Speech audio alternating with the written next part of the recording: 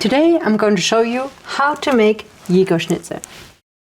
Jagerschnitzel is the second most famous schnitzel right after the Wiener Schnitzel. Jagerschnitzel is served with a delicious mushroom gravy and translates to hunter's schnitzel.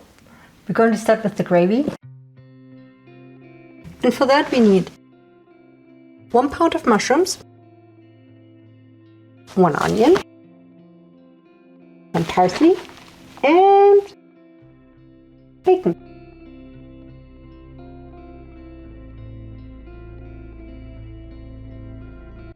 We're going to start with our mushrooms that I just washed.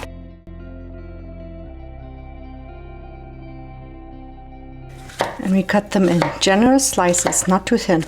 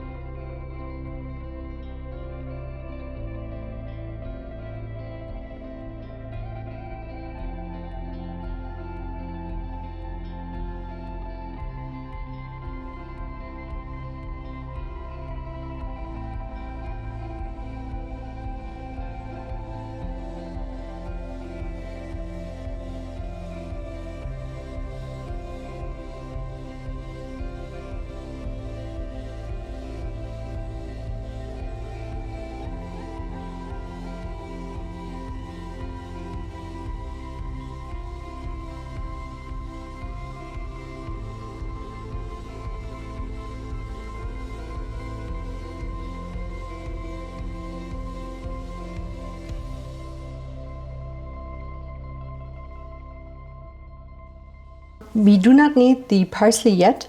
The parsley will be later for decoration. We're going to start on the left by adding just the mushrooms. If you enjoyed this content so far, please give it a thumbs up. It really helps my channel. We're setting it to medium-high heat. I learned from a German chef that you don't want to add any oil or any butter at this point. The mushrooms will have a much better flavor if you just allow them to roast for a little bit by themselves. And I'm using my karate pans. I love those because I love how space-saving they are, and I love that they're PFAS-free. I am very big in trying to reduce toxic chemicals in my household. I can create a separate video on that if you'd like, but it's very important to me. And those pans I've been using now for a few years, and I'm thinking about replacing them with the same brand. Note that I haven't added any salt or pepper yet. We will do all that later. It's starting to smell very mushroomy, but I can see that some of them haven't seen any heat, so we stir.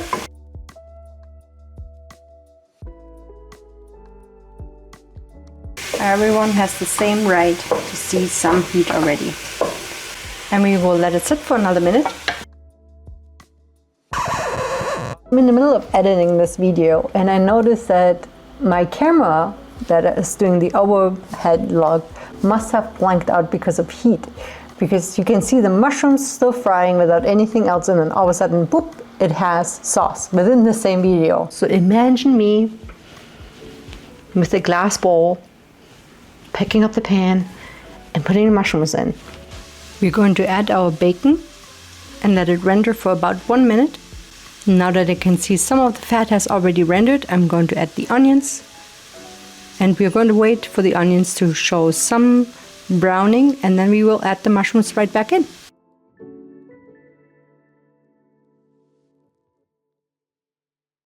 Another thing that I learned early on was that thyme actually is one of those ingredients that likes time in the heat.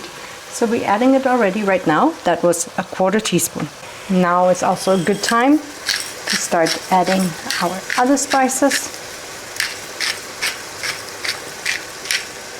I'm adding my pepper and salt.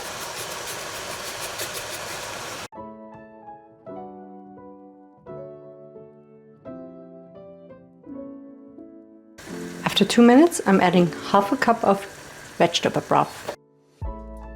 At this point, I'm going to reduce the heat to medium-low. I'm adding 1/2 cup of heavy cream and let it simmer. Now's a good time to start your schnitzel.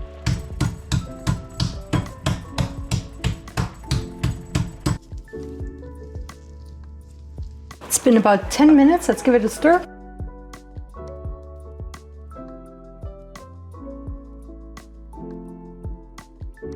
It's starting to look good, but we want it to thicken more. A few moments later. Let's put the mushrooms aside, and we're going to get started on our Knöpfli, which is basically Spatzle, so those German egg noodles, and we're going to start on our Schnitzel. And if you need some tips on the Schnitzel, I'm going to link that as well. You can find it in the top right or in the description down below.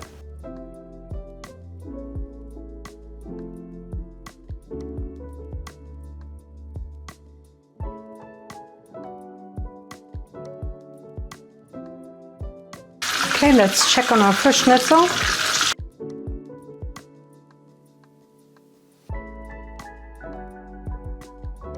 Our Schnitzel looks all done. We're going to set it on the side on a paper towel. My water is boiling. I added some salt. If you do want to know how to make Spatzle, I'm going to list my video. It's an older video, so I made that before my kitchen renovation. I'm going to link it down below. In that video, I explained which tools you could use and which ones I like.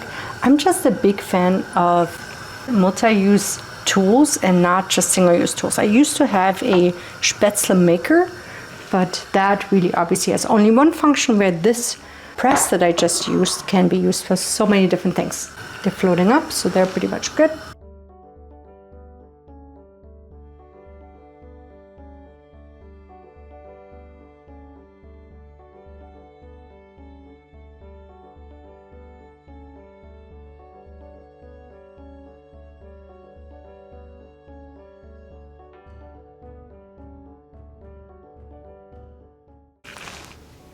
Now, do you remember the parsley from the beginning? This is when we want it.